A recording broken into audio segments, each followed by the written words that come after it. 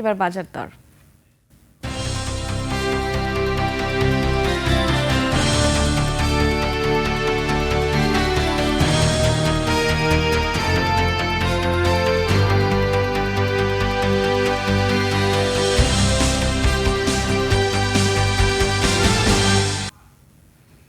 মৌলভীবাজারে bumper ফলনে বাজারে দাম কমেছে শীতকালীন সব সবজির।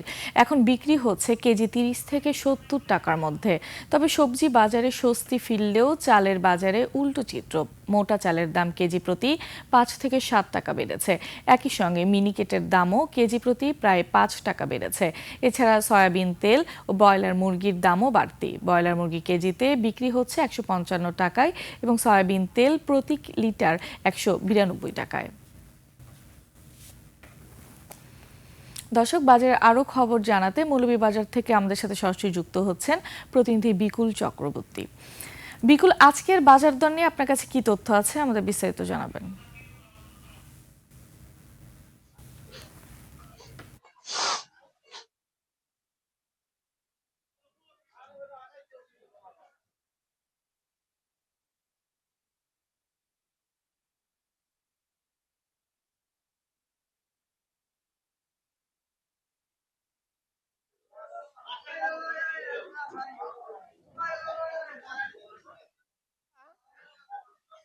আমি এই মুহূর্তে আছি মৌলভীবাজারের সবচেয়ে বড় পাইকারি বাজার শ্রীমঙ্গল নতুন বাজারে।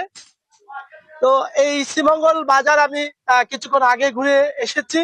এখানকার পাইকারি আড়তদারের সাথে আমি কথা বলেছি।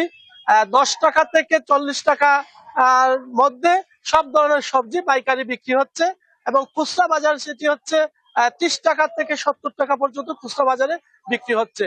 তো শ্রীমঙ্গল তথা মৌলভীবাজার জেলায় সবজির বাম্পার ফলন হয়েছে।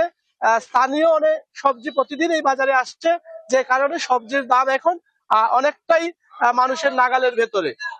তবে মৌলভীবাজারে হচ্ছে চালের যে দাম, মোটা চালের দাম গত এক সপ্তাহে ৫ টাকা থেকে ৬ টাকা কেজি বৃদ্ধি পেয়েছে।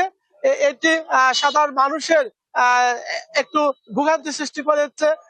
এই যেটি এক সপ্তাহ আগে ৪০ টাকা বিক্রি হতো, এখন ৪৫-৪৬ টাকা করে মোটা চাল বিক্রি হচ্ছে।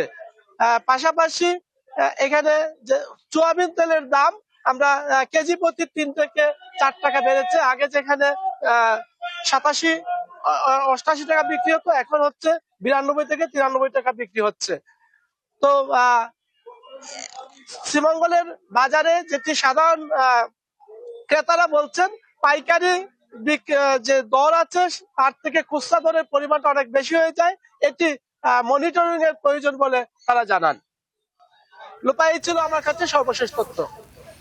বিকুল, আপনাকে ধন্যবাদ। দর্শক, বাজার দরের খবর জানাতে এতক্ষণ মৌলভীবাজার থেকে আমাদের সাথে যুক্ত ছিলেন মৌলভীবাজার প্রতিনিধি বিকুল চক্রবর্তী।